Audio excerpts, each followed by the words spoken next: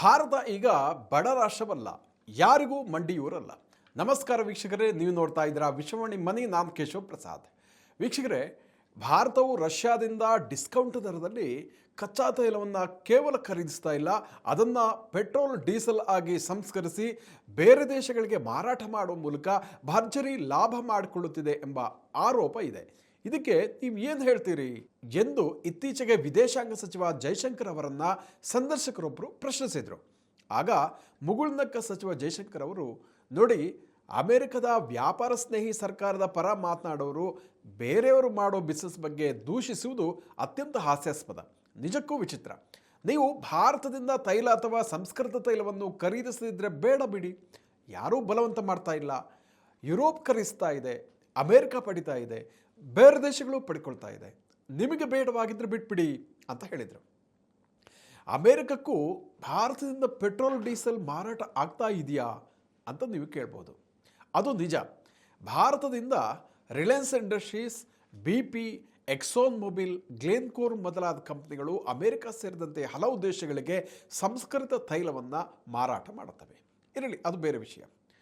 Bharat America ನಡುವೆ ಸಂಬಂಧಗಳಲ್ಲಿ ಒಂದಷ್ಟು ವ್ಯತ್ಯಾಸ ಆಗಿದೆ. ಮೊದಲಿನಿಂದಲೂ ಹಲವಾರು ಸಂದರ್ಭಗಳಲ್ಲಿ ವಿವಾದಗಳು ಆಗಿತ್ತು. ದೊಡ್ಡ ರಾಷ್ಟ್ರಗಳಿಗೆ ಹಲವಾರು ಸಂಬಂಧಗಳಿರುತ್ತೆ, ಆಗ ವಿವಾದಗಳು ಉಂಟಾಗುವುದು ಸ್ವಾಭಾವಿಕ ಅಂತ ಜೈಶಂಕರ್ ಹೇಳ್ತಾರೆ. ಟ್ರಂಪ್ ಅವರು ವಿದೇಶಗಳ ಜೊತೆಗೆ ಇರಬಹುದು, ತಮ್ಮದೇ ದೇಶದ ಜೊತೆಗೆ ಇರಬಹುದು, ನಡೆದುಕೊಳ್ಳುತ್ತಾ ಇರುವಂತಹ ರೀತಿಯೇ ಅಸಾಂಪ್ರದಾಯಿಕ, ಬಹಳ ವಿಲಕ್ಷಣ. ವ್ಯಾಪಾರದ ವಿಷಯದಲ್ಲಿ ಭಾರತ ಅಮೆರಿಕದ ಮಧ್ಯೆ ಭಿನ್ನಾಭಿಪ್ರಾಯ ಇದೆ. ರೈತರು ಮತ್ತು ಸಣ್ಣ ಉತ್ಪಾದಕರ ಹಿತಾಸಕ್ತಿ ವಿಷಯದಲ್ಲಿ ನಮ್ಮದೇ ಆದಂತಹ ನಿಲುವು ನಮಗಿದೆ. ಎರಡನೇ ವಿವಾದ ತೈಲಕ್ಕೆ ಸಂಬಂಧಪಟ್ಟದ್ದು. ಭಾರತವು ರಷ್ಯಾದ ತೈಲವನ್ನು ಖರೀದಿಸುವ ಮೂಲಕ ಉಕ್ರೇನ್ ವಿರುದ್ಧದ ಯುದ್ಧಕ್ಕೆ ಆರ್ಥಿಕ ಸಂಪನ್ಮೂಲವನ್ನು ಪುಟಿನ್ ಬೊಕ್ಕಸಕ್ಕೆ ನೀಡ್ತಾ ಇದೆ ಎಂಬ ವಾದ ಇದೆ. ಆದರೆ ರಷ್ಯಾದಿಂದ ಭಾರತ ಮಾತ್ರ ತೈಲ ಖರೀದಿಸ್ತಾ ಇಲ್ಲ. ಚೀನಾ ಅತ್ಯಧಿಕ ಕಚ್ಚಾ ತೈಲವನ್ನು ರಷ್ಯಾದಿಂದ ಪಡಿತಾ ಇದೆ. ಯುರೋಪ್ ಅತಿ ಹೆಚ್ಚು LNGಯನ್ನು ಖರೀದಿ ಮಾಡ್ತಾ ಇದೆ. ರಷ್ಯಾ ಜೊತೆಗೆ ಯುರೋಪ್ ಮಾಡ್ತಾ ಇರುವ ವ್ಯವಹಾರವು ಭಾರತವು ರಷ್ಯಾದಿಂದ ಖರೀದಿಸ್ತಾ ಇರುವ ಕಚ್ಚಾ ತೈಲ ಬಿಸಿನೆಸ್ಗಿಂತ ದೊಡ್ಡದು. ಆದ್ದರಿಂದ ಭಾರತವನ್ನೇ ಟಾರ್ಗೆಟ್ ಯಾಕೆ ಮಾಡ್ತೀರಿ ಅಂತ ಖಡಕ್ಕಾಗಿ ವಿವರಿಸ್ತಾರೆ ಜೈಶಂಕರ್ ಅವರು.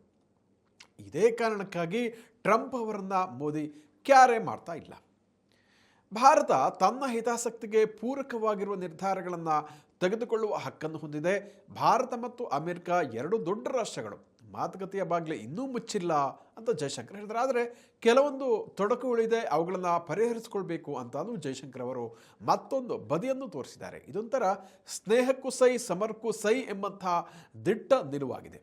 ಅಂದಹಾಗೆ ಭಾರತದಿಂದ ಅಮೆರಿಕಕ್ಕೆ ರಫ್ತಾಗುವ ಬಹುತೇಕ ಉತ್ಪನ್ನಗಳಿಗೆ ಸುಂಕವನ್ನು 50%ಗೆ ಏರಿಸುವ ಮೂಲಕ ತನ್ನ ಬೇಡಿಕೆಗಳನ್ನು ಈಡೇರಿಸಿಕೊಳ್ಬಹುದು ಎಂಬ ಭ್ರಮೆಯಲ್ಲಿ ಏನಾದರೂ ಡೊನಾಲ್ಡ್ ಟ್ರಂಪ್ ಅವರಿದ್ದರೆ ತಕ್ಷಣ ಭಾರತದ ಇತಿಹಾಸವನ್ನೊಮ್ಮೆ ಓದಿಕೊಳ್ಳುವುದು ಅಥವಾ ಬಲ್ಲವರಿಂದ ಟ್ಯೂಷನ್ ಪಡೆದುಕೊಳ್ಳುವಂಥದ್ದು ಒಳ್ಳೆಯದು. ಅಮೆರಿಕ ಹುಟ್ಟಿಕೊಳ್ಳುವುದಕ್ಕೆ ಸಾವಿರಾರು ವರ್ಷಗಳ ಮೊದಲೇ ಭಾರತವು 10 ದೇಶಗಳ ಜೊತೆಗೆ ಒಂದಿಲ್ಲೊಂದು ಮಾರ್ಗಗಳಲ್ಲಿ ವ್ಯವಹಾರಗಳನ್ನು ನಡೆಸ್ತಾ ಇತ್ತು. ಮೌರ್ಯ ಮತ್ತು ಗುಪ್ತ ವಂಶದ ಸಾಮ್ರಾಜ್ಯಗಳು ಕೂಡ ವಿದೇಶಗಳ ಜೊತೆಗೆ ವ್ಯಾಪಾರ ವಾಣಿಜ್ಯ ಸಂಪರ್ಕಗಳನ್ನು ಬಹಳ ಯಶಸ್ವಿಯಾಗಿ ನಡೆಸ್ಕೊಂಡು ಬರ್ತಾ ಇತ್ತು. ವಿಜ್ಞಾನ, ತಂತ್ರಜ್ಞಾನ, ಕಲೆ, ಸಂಸ್ಕೃತಿ ವಿಚಾರದಲ್ಲಿ ಇಲ್ಲಿ ಪವಾಡ ಸದೃಶ ಬೆಳವಣಿಗೆಗಳು ಈ ಹಿಂದೆ ನಡೆದಿತ್ತು. 17ನೇ ಶತಮಾನದಲ್ಲಿ ಬ್ರಿಟಿಷರ ಆಕ್ರಮಣ ಆಗುವ ತನಕವೂ ಭಾರತವು ವಿಶ್ವದ ಅತ್ಯಂತ ಸಂಪದ್ಭರಿತ ರಾಷ್ಟ್ರ ಆಗಿತ್ತು.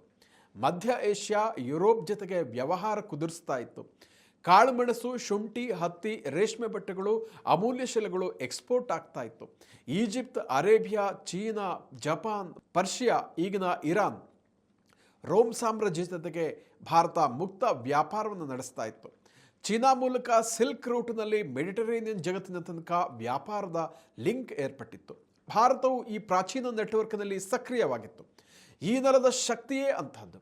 ಇತಿಹಾಸ ಮರುಕಳಿಸುತ್ತದೆ ಎಂಬ ಮಾತು ಭಾರತದ ಮಟ್ಟಿಗೆ ಮತ್ತೆ ನಿಜವಾಗುವ ಸಮಯ ಬಂದಿದೆ. ಇದೆಲ್ಲ ಚರಿತ್ರೆಯ ಮಾತಾಯಿತು. ಈಗ ಬಡವನ ಸಿಟ್ಟು ದವಡೆಗೆ ಮೂಲ ಎಂಬಂತೆ ಅಮೆರಿಕ ಅಧ್ಯಕ್ಷ ಟ್ರಂಪ್ ಅವರು ಮುನಿಸಿಕೊಂಡ್ರೆ ಅದನ್ನು ಎದುರಿಸಲು ಭಾರತಕ್ಕೆ ಸಾಧ್ಯವೇ ಎಂಬ ಪ್ರಶ್ನೆ ಇದೆ. ವೀಕ್ಷಕರೇ, ಯುರೋಪಿನ ರಾಷ್ಟ್ರಗಳೆಲ್ಲ ಟ್ರಂಪ್ ಎದುರು ಕಮಕ್ಕಿಮಕ್ಕಂತ ಇಲ್ಲ, ಚೀನಾ ಕ್ಯಾರೆ ಹೇಳ್ತಾ ಇಲ್ಲ.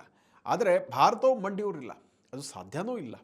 ಇದೇ ವರ್ಷ ಫೆಬ್ರವರಿಯಲ್ಲಿ ವಾಷಿಂಗ್ಟನ್ನಲ್ಲಿ ನೀಡಿದ ಜಂಟಿ ಹೇಳಿಕೆಯಲ್ಲಿ ಭಾರತ ಅಮೆರಿಕ ಜಾಗತಿಕ ವ್ಯೂಹಾತ್ಮಕ ಪಾಲುದಾರಿಕೆಯನ್ನು ಹೊಂದಿರುವ ರಾಷ್ಟ್ರ ಅಂತ ಟ್ರಂಪ್ ಅವರೇ ಒಪ್ಕೊಂಡಿದ್ದರು. ಅವರೇ ಈಗ ಉಲ್ಟಾ ಹೊಡೆದಿದ್ದಾರೆ. ಟ್ರಂಪ್ ಅವರು ಏಕಪಕ್ಷೀಯವಾಗಿ 50% ಟ್ಯಾಕ್ಸ್ ಜಡಿದಿದ್ದಾರೆ. ಇದಕ್ಕೆ ಅವರು ಕೊಡುವ 2 ಪ್ರಮುಖ ಕಾರಣ ಯಾವುದಂದರೆ, ಭಾರತವು ಅಮೆರಿಕದ ಉತ್ಪನ್ನಗಳಿಗೆ ಭಾರಿ ಟ್ಯಾಕ್ಸ್ ಹಾಕ್ತಾ ಇದೆ, ಭಾರತದ ಮಾರುಕಟ್ಟೆಯನ್ನು ಪ್ರವೇಶಿಸಲಿಕ್ಕೆ ಬಿಡ್ತಾ ಇಲ್ಲ ಅನ್ನುವಂಥದ್ದು. 2ನೇ ಕಾರಣ ಏನಪ್ಪ ಅಂತಂದರೆ, ರಷ್ಯಾದಿಂದ ಹೆಚ್ಚು ತೈಲವನ್ನು ಖರೀದಿಸ್ತಾ ಇದ್ದು, ಇದರಿಂದಾಗಿ ಯುಕ್ರೇನ್ ಯುದ್ಧಕ್ಕೆ ರಷ್ಯಾಕ್ಕೆ ಹಣಕಾಸು ಪೂರೈಕೆ ಆಗ್ತಾ ಇದೆ ಅನ್ನುವಂಥದ್ದು.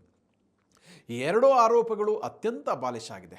ಈ ವ್ಯಕ್ತಿ ಹೇಳಿದಂತೆ ಭಾರತವು ರಷ್ಯಾದಿಂದ ಕಚ್ಚಾ ತೈಲ ಆಮದನ್ನು ನಿಲ್ಲಿಸಬೇಕಾ?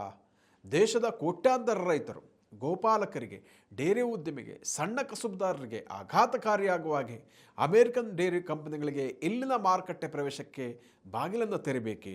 ಇಂಥ ಖತರ್ನಾಕ್ ಟ್ರಂಪ್ ಬೇಡಿಕೆಗಳನ್ನು ಒಪ್ಪಿಕೊಳ್ಬೇಕೆ? ಆದ್ದರಿಂದ ವ್ಯಕ್ತಿಗತವಾಗಿ ನನಗೆ ತೊಂದರೆ ಆದರೂ ಟ್ರಂಪ್ ಅವರ ಬೇಡಿಕೆಯನ್ನು ಪರಿಗಣಿಸಲಿಕ್ಕೆ ಸಾಧ್ಯನೇ ಇಲ್ಲ ಅಂತ ಪ್ರಧಾನಿ ನರೇಂದ್ರ ಮೋದಿ ಅವರು ನಿರಾಕರಿಸಿದ್ದಾರೆ. ಟಾರಿಫ್ ಅಸ್ತ್ರದ ಮೂಲಕ ಭಾರತವನ್ನು ಮೆತ್ತಗಾಗಿಸಬಹುದು ಎಂಬ ಟ್ರಂಪ್ ಕನಸು ಈಗ ನುಚ್ಚು ನೂರಾಗಿದೆ. ಆದ್ದರಿಂದಲೇ ಮೋದಿಯನ್ನು ವೆರಿ ಟೆರಿಫಿಕ್ ಮ್ಯಾನ್ ಎಂದೇ ಟ್ರಂಪ್ ಕರೀತಾ ಇದ್ದಾರೆ. ಟ್ರಂಪ್ ಬೆದರಿಕೆಗೆ ಸೊಪ್ಪು ಹಾಕಲು ಇದೇನು 1757 ಅಲ್ಲ, 2025. 1757ರಲ್ಲಿ ಏನಾಗಿತ್ತಂದರೆ, ಬ್ರಿಟಿಷ್ ಈಸ್ಟ್ ಇಂಡಿಯಾ ಕಂಪನಿಯು ಪ್ಲಾಸಿ ಕದನದಲ್ಲಿ ಬಂಗಾಳದ ನವಾಬನ್ನು ಸೋಲಿಸುವ ಮೂಲಕ ಭಾರತದ ನೆಲದ ಆಕ್ರಮಣವನ್ನು ಆರಂಭಿಸಿತ್ತು. ಭಾರತ ಈಗ ಪ್ರಪಂಚದ 4ನೇ ಅತಿ ದೊಡ್ಡ ಆರ್ಥಿಕತೆಯಾಗಿದೆ, ಜಗತ್ತಿನ ಅತಿ ದೊಡ್ಡ ಪ್ರಜಾಪ್ರಭುತ್ವ ರಾಷ್ಟ್ರ ಆಗಿದೆ, 3ನೇ ಅತಿ ದೊಡ್ಡ ಮಿಲಿಟರಿ ಪಡೆಯಾಗಿದೆ. ಎಲ್ಲಕ್ಕಿಂತ ಮುಖ್ಯವಾಗಿ ಭಾರತವು ಯಾರ ಹಂಗನಲ್ಲೂ ಇಲ್ಲ. ಇದು ಹೆಮ್ಮೆಯ ಪ್ರಾಚೀನ ನಾಗರಿಕತೆ, ಅಭಿವೃದ್ಧಿ ಹೊಂದಿದ ದೇಶವಾಗುವ ಮಹತ್ವಾಕಾಂಕ್ಷೆಯನ್ನು ಎದುರು ನೋಡ್ತಾ ಇದೆ. ಭಾರತ ಸಾಮ್ರಾಜ್ಯಶಾಹಿ ವಿಸ್ತರಣೆಯಲ್ಲಿ ಯಾವತ್ತೂ ಕೂಡ ನಂಬಿಕೆಯನ್ನು ಹೊಂದಿಲ್ಲ. ಬೇರೆ ದೇಶದ ಪ್ರಜಾಸತ್ತೆಯಲ್ಲಾಗಲಿ ಅದರ ಆಂತರಿಕ ವ್ಯವಹಾರಗಳಲ್ಲಾಗಿ ಮಧ್ಯಪ್ರವೇಶ ಮಾಡೋದೂ ಇಲ್ಲ. ಟೆರರಿಸ್ಟ್ ಸಂಘಟನೆಗಳಿಗೆ ಫಂಡನ್ನು ಕೊಡುವುದಿಲ್ಲ. ನಾವು ಘನತೆ, ಗೌರವ, ನೈತಿಕತೆ ಮತ್ತು ಉದಾತ್ತ ಮೌಲ್ಯಗಳನ್ನು ಒಳಗೊಂಡಿರುವಂಥ ದೇಶ ಅಂತ ಅರ್ನಬ್ ಗೋಸ್ವಾಮಿ ಅವರು ತಮ್ಮದೇ ಸ್ಟೈಲ್ನಲ್ಲಿ ವರ್ಣಿಸುವಾಗ ಯಾರಿಗಾದರೂ ರೋಮಾಂಚನ ಆಗದೆ ಇರೋದು. ಹಾಗಾದರೆ ಭಾರತವು ಟ್ರಂಪ್ ಅವರ 50% ಟಾರಿಫನ್ನು ಹೇಗೆ ಎದುರಿಸಲಿದೆ ಅನ್ನುವಂಥದ್ದು ಪ್ರಶ್ನೆ. ನೋಡಿ, ಮೊದಲಿಗೆ ಎಷ್ಟು ಮೌಲ್ಯದ ರಫ್ತಿಗೆ ತೊಂದರೆ ಆಗಲಿದೆ ಎಂಬುದನ್ನು ನೋಡೋಣ. ಭಾರತವು ಅಮೆರಿಕಕ್ಕೆ ರಫ್ತು ಮಾಡುವ $48.2 ಶತಕೋಟಿ ಉತ್ಪನ್ನಗಳಿಗೆ ಈಗ ಸವಾಲು ಆಗಲಿದೆ ಅಂತ ಅಂಕಿಅಂಶಗಳು ಹೇಳುತ್ತೆ. ರೂಪಾಯಿ ಲೆಕ್ಕದಲ್ಲಿ ಅಂದಾಜು 4,20,000 ಕೋಟಿ ರೂಪಾಯಿ ಆಗುತ್ತೆ. ನಮ್ಮ ಕರ್ನಾಟಕದ ಬಜೆಟ್ ಗಾತ್ರ ಇದು. ಭಾರತದಂಥ ದೇಶಕ್ಕೆ ಜೀರ್ಣಿಸಿಕೊಳ್ಳಲಾಗದಂತಹ ದೊಡ್ಡ ಮೊತ್ತ ಏನೂ ಅಲ್ಲ. ಆದರೆ ಇಲ್ಲಿ ಪ್ರಶ್ನೆ ಏನಪ್ಪ ಅಂತಂದರೆ, ಇದು ಜವಳಿ, ಸೀಗಡಿ, ಚರ್ಮದ ಉತ್ಪನ್ನಗಳು, ಜ್ಯುವೆಲರಿ, ಕೆಮಿಕಲ್ಸ್, ಆಟೋಮೊಬೈಲ್ ಬಿಡಿಭಾಗಗಳು, ಕಾರ್ಪೆಟ್ಸ್, ಫುಟ್ವೇರ್, ಮೆಷಿನರಿ ಕ್ಷೇತ್ರಕ್ಕೆ ಇಲ್ಲಿ ಹೆಚ್ಚು ಹೊಡೆತ ಆಗುತ್ತೆ. ಇವುಗಳಲ್ಲಿ ಹೆಚ್ಚಿನವುಗಳು ಏನಪ್ಪ ಅಂತಂದರೆ ಕಾರ್ಮಿಕ ಕೇಂದ್ರ, ಅಂದರೆ ಲೇಬರ್ ಓರಿಯೆಂಟೆಡ್. ಅಲ್ಲಿ ಲಕ್ಷಾಂತರ ಮಂದಿ ಈ ಸೆಕ್ಟರ್ಗಳಲ್ಲಿ ದುಡಿತಾ ಇರ್ತಾರೆ. ಅಂಥ ಕಾರ್ಮಿಕರಿಗೆ ತೊಂದರೆ ಆಗದ ಹಾಗೆ ನೋಡ್ಕೊಳ್ಬೇಕಾದಂತಹ ಜವಾಬ್ದಾರಿ ಸರ್ಕಾರಗಳ ಮೇಲಿದೆ. ಉದಾಹರಣೆಗೆ ನಮ್ಮ ನೆರೆಯ ರಾಜ್ಯ ತಮಿಳುನಾಡಿನ ತಿರುಪೂರ್ ನಿಮ್ಗೆ ಗೊತ್ತಿರದೆ ಟೆಕ್ಸ್ಟೈಲ್ ಉದ್ಯಮಿಗೆ ಭಾಳ ಹೆಸರುವಾಸಿಯಾಗಿರುವಂಥದ್ದು, ಗಾರ್ಮೆಂಟ್ ರಫ್ತಿಗೆ ಲೋಕ ವಿಖ್ಯಾತಿ ಪಡೆದಿರುವಂಥದ್ದು. ಭಾರತದ ಸೀಗಡಿ ರಫ್ತಿನಲ್ಲಿ 40% ಅಮೆರಿಕಕ್ಕೆ ಹೋಗುತ್ತೆ. ಈ ರೀತಿಯ ಸವಾಲುಗಳಿದ್ದರೂ ಕೂಡ ಇದು ತಾತ್ಕಾಲಿಕವಷ್ಟೇ. ಇದಕ್ಕೆ ಪರ್ಯಾಯ ಮಾರ್ಗಗಳು ಇವೆ ಅಂತ ತಜ್ಞರು ಹೇಳ್ತಾರೆ. ಹಾಗಾದರೆ ಏನದು ಪರ್ಯಾಯ? ನೋಡಿ, ಚೀನಾ ಇರಬಹುದು, Australia, Russia, Vietnam, Europe, UAE, Britain ಜೊತೆಗೆ ವ್ಯಾಪಾರಗಳನ್ನು ಹೆಚ್ಚಿಸ್ಬೋದು. ಭಾರತದ ರಫ್ತನ್ನು ವೈವಿಧ್ಯಗೊಳಿಸಲಿಕ್ಕೆ ಒಂದು ಅವಕಾಶ ಇದ್ದರೆ, ಸ್ವದೇಶಿ ಉತ್ಪಾದನೆ ಮತ್ತು ಬಳಕೆಯನ್ನು ಹೆಚ್ಚಿಸಲಿಕ್ಕೆ ಈ ಟ್ರಂಪ್ ಟಾರಿಫ್ ಅವಕಾಶವನ್ನು ಸೃಷ್ಟಿಸಿದೆ. ಒಂದು ಕಡೆ ರಫ್ತಿಗೆ ಹೊಸ ಮಾರುಕಟ್ಟೆಗಳನ್ನು ಕಂಡುಕೊಳ್ಳುವುದು ಒಂದು ಭಾಗ ಆದರೆ, ಭಾರತದಲ್ಲೇ ದೇಶೀಯ ಮಾರುಕಟ್ಟೆಯ ಗಾತ್ರ ಬಹಳ ಅಗಾಧವಾಗಿದೆ. ಅದನ್ನೇ ದೇಶೀಯ ಕಂಪನಿಗಳು ಬಳಸಿಕೊಳ್ಳುವಂಥದ್ದು ಒಂದು ಜಾಣತನ ಆಗಲಿದೆ, ಒಂದು ನಿರ್ಣಾಯಕ ನಡೆ ಆಗಲಿದೆ. ಯಾಕಂದರೆ ದಿಢೀರ್ ಹೊಸ ವಿದೇಶಿ ಮಾರುಕಟ್ಟೆಗೆ ರಫ್ತು ಮಾಡುವಂಥದ್ದು ಅಂದರೆ ಸುಲಭವಲ್ಲ. ಅಲ್ಲೂ ತೀವ್ರವಾದಂತಹ ಸ್ಪರ್ಧೆ ಇರುತ್ತೆ. ಆದ್ದರಿಂದ ದೇಶೀಯ ಮಾರುಕಟ್ಟೆಯಲ್ಲೂ ಕಂಪನಿಗಳು ತೊಡಗಿಸ್ಕೊಳ್ಬೇಕಾಗತ್ತೆ. ಇಲ್ಲಿ ಮತ್ತೊಂದು ಅಂಶ ಕೂಡ ಇದೆ. ಈ ಟಾರಿಫ್ ವಾರದಿಂದ ಅಮೆರಿಕದಲ್ಲೂ ಕೂಡ ಅನೇಕ ವಸ್ತುಗಳ ಬೆಲೆಗಳು ಮುಂದಿನ ದಿನಗಳಲ್ಲಿ ಏರಿಕೆ ಆಗೇ ಆಗುತ್ತೆ. ಹಣದುಬ್ಬರ ಕೂಡ ಹೆಚ್ಚುವಂಥ ಸಾಧ್ಯತೆ ಇದೆ. ಅದನ್ನು ನಿಯಂತ್ರಿಸಲು ಅಲ್ಲೂ ಕೂಡ ಉತ್ಪಾದನೆಯನ್ನು ದಿಢೀರ್ ಹೆಚ್ಚಿಸುವಂಥದ್ದು ಅಷ್ಟು ಸುಲಭವೇನೂ ಅಲ್ಲ. ಆಗ ಟಾರಿಫ್ ಸುಂಕ ತನ್ನ ತೀವ್ರತೆಯನ್ನು ಕಳೆದುಕೊಳ್ಬೋದು. ಆದರೆ ಒಂದಂತೂ ನಿಜ, ಭಾರತವು ರಫ್ತಿಗೆ ಅಮೆರಿಕ ಒಂದನ್ನೇ ಹೆಚ್ಚು ಅವಲಂಬಿಸುವ ಹಾಗೆ ಇಲ್ಲ. ವೀಕ್ಷಕರೇ, ಇಂತಹ ಮತ್ತಷ್ಟು ಉಪಯುಕ್ತ ವಿಡಿಯೋಗಳಿಗೆ ವಿಶ್ವವಾಣಿ ಮನಿ ಯೂಟ್ಯೂಬ್ ಚಾನಲನ್ನು ವೀಕ್ಷಿಸಿ ಹಾಗೂ ಸಬ್ಸ್ಕ್ರೈಬ್ ಮಾಡಿ. ವಂದನೆಗಳು.